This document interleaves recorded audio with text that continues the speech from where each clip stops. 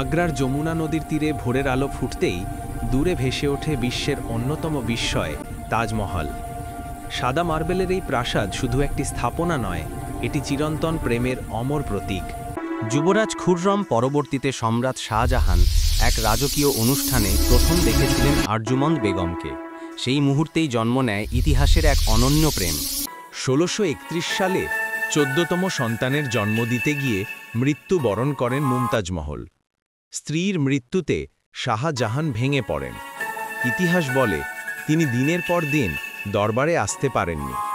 শাহজাহান তার সেরা স্থপতিদের ডেকে বলেছিলেন, আমাকে এমন একটি সমাধি তৈরি করে দাও যার সৌন্দর্য দেখে পৃথিবী বিস্ময়ে নত হবে।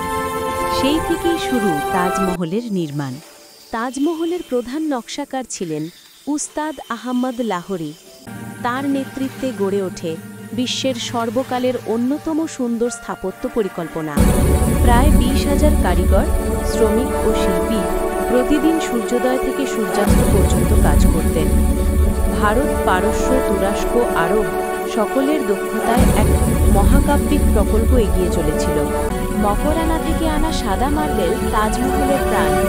শত শত হাতি দিয়ে এই বিশাল পাথরগুলো আগ্রায় পৌঁছে দেওয়া হতো।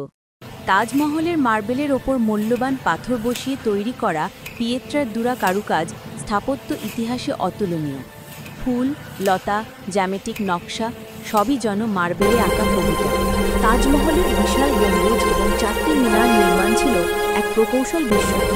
মিনারগুলো সামান্য বাইরে খুলে ডিজাইন করা, যাতে ভূমিকম্প হলেও মূল ভবন অক্ষত থাকে। তাজমহলের চারবাগ নকশা জান্নাতের প্রতিফলন।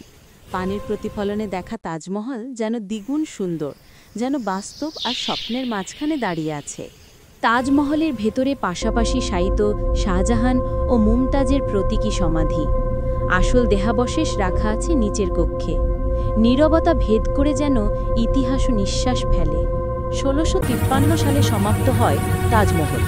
২১ বছরের পরিশ্রমে গড়ে ওঠা এই স্থাপত্য শুধু ভারতের নয়, মানব জাতির গর্ব। প্রেম, শিল্প এবং সভ্যতার মিলিত প্রতীক তাজমহল আজও বিস্ময়ে মানুষকে থমকে দেয়। তাজমহল আমাদের শেখায়, সত্যিকারের প্রেম সময়ের কাছে হার মানে না, বরং সময়ই তাকে আরও মহিমান্বিত করে। এই সাদা মার্বেলের অদ্ভুত কবিতা ইতিহাসে চিরদিন অমর হয়ে থাকবে।